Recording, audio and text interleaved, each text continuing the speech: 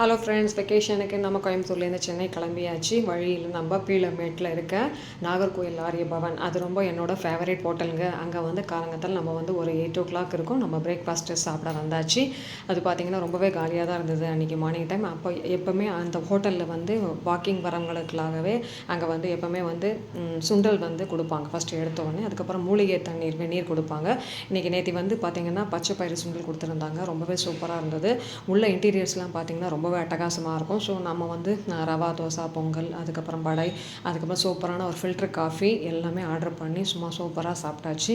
So breakfast நம்ம அங்கே முடிச்சாச்சு. காஃபி பார்த்திங்கன்னா எக்ஸலண்ட்டாக இருந்தது. அங்கே எல்லாமே ரொம்ப நல்லாயிருக்கும். நான் எப்போவுமே நாகர்கோயில் அந்த பவனில் தான் சாப்பாடுலாம் சாப்பிடுவேன். லன்ச் எப்போவுமே வழியில் நம்ம என்ன பண்ணிட்டோம், ரிலாக்ஸ் பண்ணுறதுக்காக ஆத்தூர் தாண்டி A2B அடையார் ஆனந்த பவனில் நிறுத்தி அங்கே ஒரு நல்ல டீயும் சாப்பிட்டாச்சு. கொஞ்சம் ரிலாக்ஸ் பண்ணிவிட்டு சரி நம்ம கார் ஓட்டலான்னு சொல்லிட்டு கொஞ்சம் தூரம் நம்ம கார் வந்து ட்ரைவ் பண்ணோம். அதுக்கப்புறம் நம்ம லஞ்சு வந்த இடம் பார்த்திங்கன்னா உளுருந்தூர்பேட்டையில் இருக்க திரும்பி அதே நாகர்கோயில் ஆரிய பவன். அந்த லஞ்சு பார்த்திங்கன்னா ரொம்ப எக்ஸலண்ட்டாக இருக்கும். ஹைலைட்டே அங்கே வந்து அவியல் தான். நாகர்கோவில் அது கேரளா அவியல் ரொம்ப சூப்பராக இருக்கும். ஸோ ஃபுல் மீல்ஸ் நம்ம வாங்கி சாப்பிட்டாச்சு. என் டாக்டர் வந்து மஷ்ரூம் பிரியாணி ஆர்டர் பண்ணி சாப்பிட்டாங்க. எப்போவுமே அங்கே எல்லா ஐட்டம்ஸுமே ரொம்ப சூப்பராக இருக்கும்.